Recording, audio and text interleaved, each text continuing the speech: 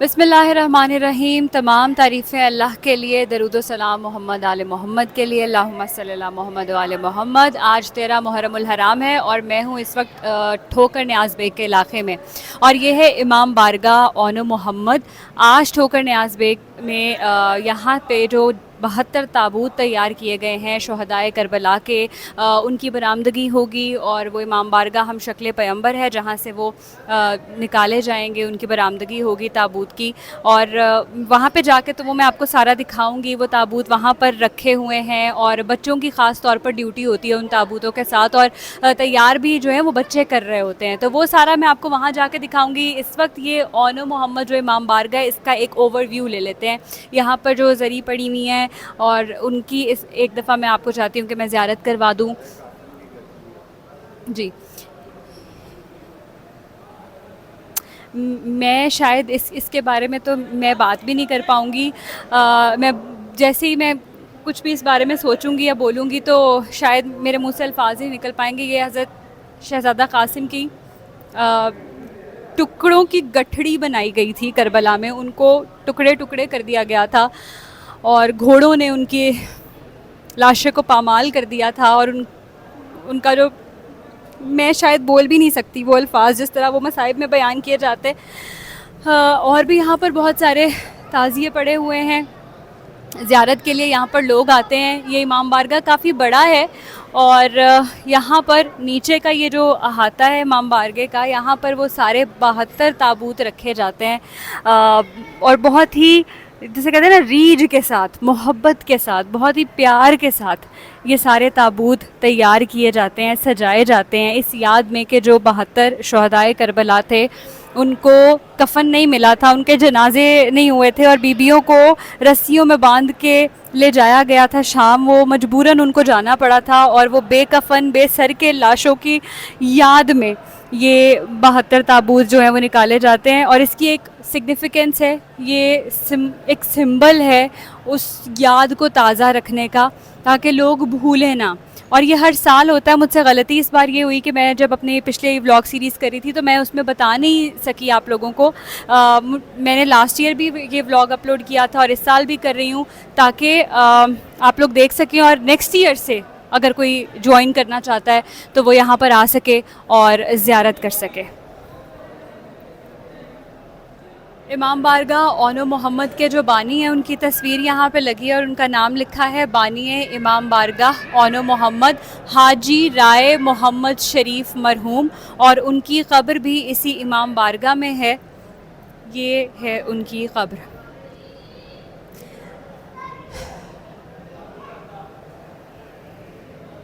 इमाम बारगाहें आपको जितनी भी मिलेंगी उसका नाम आपको किसी न किसी शख्सियत से मंसूब मिलेगा। तो ये जो इमाम बारगाह है ये मंसूब है ओनो मोहम्मद से, जो बीबी ज़ैनब सलामुल्लाह अलैहा के बेटे हैं हज़रत ओन और हज़रत मोहम्मद, उनके साथ ये इमाम बारगाह का नाम मंसूब है। तो ये आप देख रहे हैं, ये हज़रत मोहम्मद का तब और ये हज़रत ओन का, और ये जो शबी है ये, इसकी ज़ियारत होती है यहाँ पर 5 मुहर्रमुल हराम को, और फिर 13 को यहाँ से ये ताबूत बरामद होते हैं।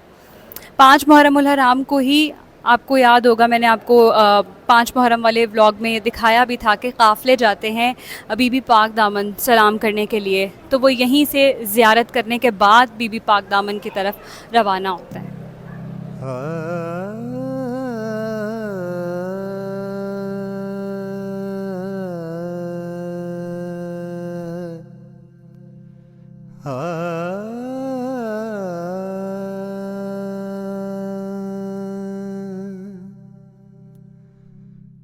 बला के गम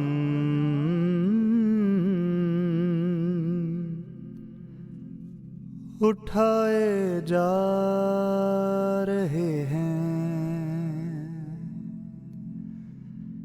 बला के गम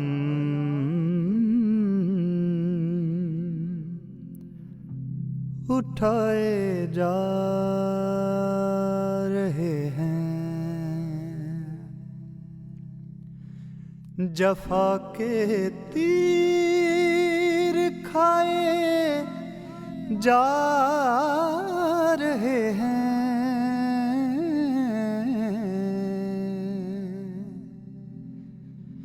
बला के गम उठाए जा रहे हैं, फिदा करने को दीने मुस्तफा पर, फिदा करने को दीने मुस्तफा पर, अली अकबर सजाए जा रहे हैं,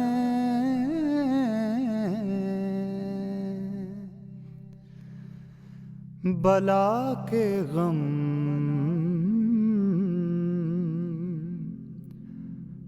उठाए जा रहे हैं। जहाँ बेइज़्न आते थे ना जिब्रील,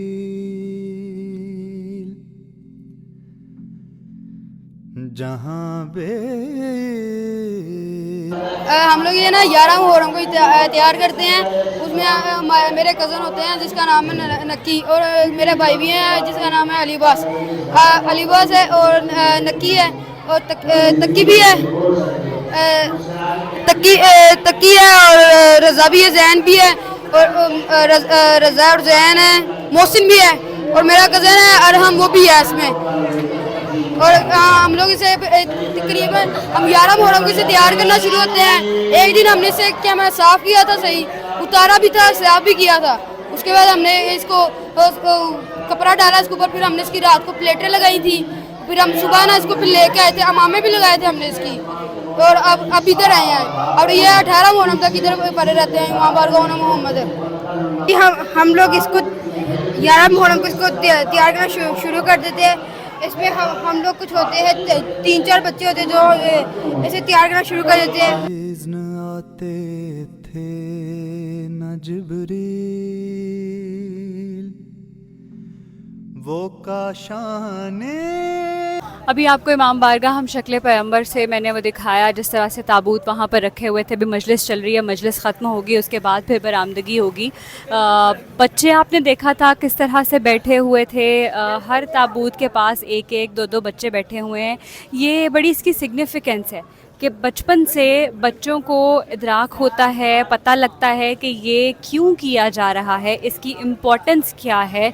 और जब बच्चे इस पूरे प्रोसेस में इन्वॉल्व होंगे तो वो सवाल भी पूछेंगे, उनके कॉन्सेप्ट्स भी क्लियर होंगे, उनके सवालों के जवाब भी मिलेंगे। तो ये बहुत ज़रूरी है कि अपने बच्चों को आप इस पूरे प्रोसेस में अपने साथ इन्वॉल्व रखें। सेकेंडली अभी मैंने यहाँ पे देखा कि कमाल हैदर रिजवी साहब इमाम बारगाह कसरे हुसैन में पढ़ रहे थे। पहला अशरा उन्होंने यहाँ पर पढ़ा है। मुझे पता था, लेकिन मुझे पता नहीं था कि वो एग्जैक्टली कहाँ पढ़े हैं। वो आज यहाँ पर आके मुझे पता लगा है। और ठोकर न्याज़ बेग की जो गलियाँ हैं, जो ये न्याज़ बेग का ख़ास तौर पे जो ये अंदर न्याज़ बेग पिंड वाला जो इलाका है, यहाँ आके आपको बिल्कुल वो वाइब आती है जो मोची गेट में आती है, मोची की गलियों में आती है। तो लोग कहते हैं कि वहाँ की जिस तरह की अज़ादारी है वैसी ही अज़ादारी यहाँ पर भी होती है। लेकिन मैंने इस दफ़ा मिस कर दिया। मैं कोशिश करूँगी कि अगले साल मैं जितना मोची कवर कर रही हूँ उतना ही मैं इस एरिया को भी कवर करूँ, क्योंकि यहाँ पर भी बहुत ही क़दीमी अज़ादारी का सिलसिला जो है वो चल रहा है। इस वक्त हूँ मैं न्याज़ बेग के इलाके में। अभी हम वहाँ इमाम बारगाह हम शक्ल पैगंबर से चलकर यहाँ आए हैं। इमाम बारगाह बैतुल हुज़्न, जिसको मेजर शाह का इमाम बारगाह भी कहा जाता है, इस इलाके में ये इस नाम से मशहूर है, मगर इस इमाम बारगाह का नाम है बैतुल हुज़्न। और इसे मेजर शाह का इमाम बारगाह इसलिए कहा जाता है क्योंकि वो एक मेजर थे जिनका ये इमाम बारगाह था। अभी मैं आपको उनकी तस्वीर भी दिखाती हूँ। और बिल्कुल इमाम बारगाह के सामने उनकी क़ब्र भी है, और बहुत ही खूबसूरत इमाम बारगाह बनाया गया है ये, और काफ़ी पुराना है इस एरिया में। और यहाँ पर शब-ए-दारी भी होती है। अगर आप पिछले साल के मेरे व्लॉग्स निकाल के देखें तो आपको उसमें नज़र आएगा कि जब शब-ए-दारी हो रही थी 9 मुहर्रमुल हराम की रात को, यानी कि शब-ए-आशूर। इतना खूबसूरत अलम है ये माशाल्लाह, काफ़ी बड़े साइज़ का। और ये मेरा ख़्याल है ये मेहंदी वाला है, इसमें शहज़ादा क़ासिम की मेहंदी की ज़ियारत निकलती है। और आगे आते हैं, झूला रखा हुआ है, अलम हैं, ताबूत हैं, मुख्तलिफ़ ज़ियारतें हैं यहाँ पर। तो लोग आते हैं, ज़ियारत करते हैं, और हर कोई तो करबला नहीं जा सकता ना ज़ियारत करने के लिए। और मेरा ख़्याल है कि ये वो पत्थर है जिस पे इमाम हुसैन का सर था और खून लगा था वहाँ पर, और ये कहा जाता है कि ये अभी तक आज तक वैसे ही ताज़ा है। और ये कुछ तबरुकात हैं, मुख्तलिफ़ रोज़ों से हैं, कुछ झाड़ू के तिनके पड़े हैं, हज़रत इमाम हुसैन के सहन के झाड़ू के तिनके। और एक ये है मक्का थ्रू आउट हिस्ट्री। अच्छा, लोग कहते हैं कि इमाम बारगाहों में नमाज़ें नहीं पढ़ी जाती, पता नहीं क्या होता है। वो पीछे आप देख रहे हैं, मैं उनकी इजाज़त के बगैर ये वीडियो बना रही हूँ, मुझे थोड़ा बुरा भी लग रहा है, लेकिन मैं आपको ये दिखाना चाहती हूँ कि इमाम बारगाहों में नमाज़ें पढ़ी जाती हैं। ये देख लें, ये मुसल्ले बिछे हुए हैं और यहाँ पर लोग आके नमाज़ पढ़ते हैं। वो देखें, वो सामने लिखा है मस्जिद फ़ातिमातुज़ ज़हरा, और ये मस्जिद का एरिया है। ये माइक जो पड़ा है, यहाँ पर अज़ान दी जाती है। हाँ, यहाँ पर यासीन पढ़ी हुई है, कुरान पाक पढ़े हुए हैं, मतलब पारे पढ़े हुए हैं कुरान पाक के, और कुछ किताबें हैं जिनसे लोग वज़ाइफ वग़ैरह या दुआएं वग़ैरह, और ये सब आके यहाँ पे पढ़ सकते हैं और अपना वक्त जो है वो इबादत में सर्फ़ कर सकते हैं। दर बिनते रसूलुल्लाह सल्लल्लाहु अलैहि वसल्लम, वहाँ की कुछ तस्वीर। ये मस्जिद कूफ़ा की तस्वीर, और मस्जिद कूफ़ा इतनी खूबसूरत मस्जिद है ना माशाल्लाह। मैं इतनी प्रिविलेज्ड हूँ कि मैं यहाँ पर गई थी, और बहुत ही खूबसूरत मस्जिद है ये। हज़रत मोहम्मद बिन हज़रत अमीर मुस्लिम बिन अकील का रोज़ा, फिर हज़रत अब्बास का, और ये रोज़ा है हज़रत इमाम हुसैन। आगे बढ़ते हैं, और ये देखें, उन लोगों के लिए भी यहाँ पर इसका भी इंतज़ाम है जो झुक नहीं सकते नमाज़ पढ़ते वक्त, तो वो बैठकर नमाज़ पढ़ लें।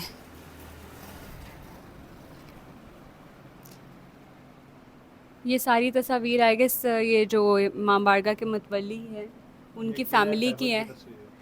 हाँ, ये किला खैबर खैबर के किले की तस्वीर है।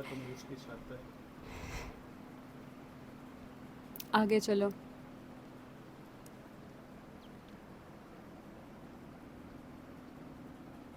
ये पुरानी तस्वीर है हम्म, अब तो काफ़ी कंस्ट्रक्शन हो गई है। ये कुछ पेंटिंग्स हैं, और ये याद में बनाई गई है, करबला की याद में एक तस्वीर बनाई गई है कि कौन सा लश्कर कहाँ पर था, खैमागाह कहाँ थी। ये तिला ज़ैनबिया जहाँ पर बीबी ज़ैनब ने खड़े होके शहादत का वक्त देखा था इमाम हुसैन का, और ये पूरा वो बयान किया गया है।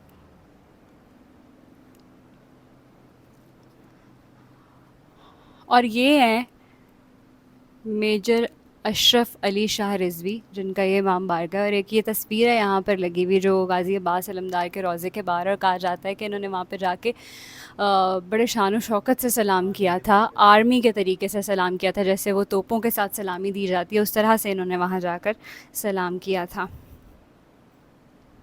यहाँ पर सजदागाह, तस्बीह और मुख्तलिफ़ कुरान के पारे, कुतुब, ये सब पड़ा हुआ है।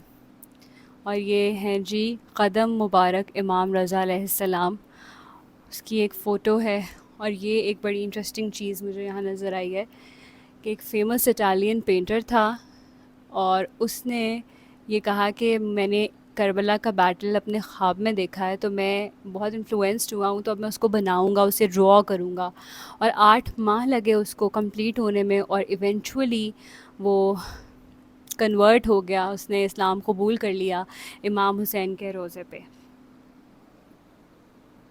तो बड़ी तारीख़ी कुछ चीज़ें यहाँ पर पड़ी हुई हैं, और मुझे बड़ा अच्छा लगा यहाँ पे आके किस तरह से चीज़ों को प्रिज़र्व करके रखा है।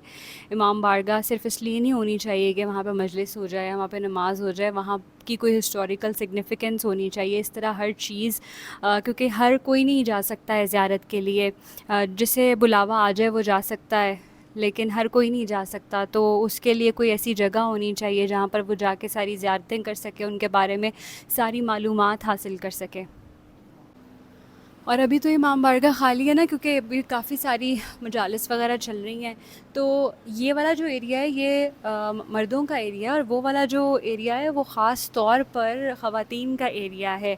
वहाँ पर आप देख रहे हैं जो पर्दे लगे हुए हैं, जब यहाँ पर वो सिलसिला शुरू होता है मजालिस का, जब जनाना भी मजालिस हो रही होती है यहाँ पे, तो ये पर्दे यूँ पूरे ऐसे लग जाते हैं और ये पूरा एरिया जो है वो ख़वातीन का हो जाता है। तो बिल्कुल सेपरेशन का इंतज़ाम है जिस तरह से हर इमाम बारगाह में होता है। और मैं ये सोच रही थी कि यहाँ पर इस एरिया में इतनी सारी इमाम बारगाहें हैं, इतनी सारी इमाम बारगाहें हैं, जिस तरह से मोची में है ना वैसे ही। तो मैं सोच रही हूँ कि एक एपिसोड में ऐसा करूँ कि जिसमें, जैसे मैंने किया था कि मोची दरवाज़े में कितनी इमाम बारगाहें हैं, तो एक एपिसोड करूँ जिसमें बताऊँ कि मैं न्याज़ बेग के इलाके में कितनी इमाम बारगाहें हैं। बहुत हिस्ट्री मिलेगी यहाँ पर। तो मैं ख़ुद भी सरप्राइज़ हो रही हूँ। तो इंशाल्लाह इस तरह का कुछ प्लान करते हैं कि इस एरिया की भी तमाम इमारतों को कवर किया जाए।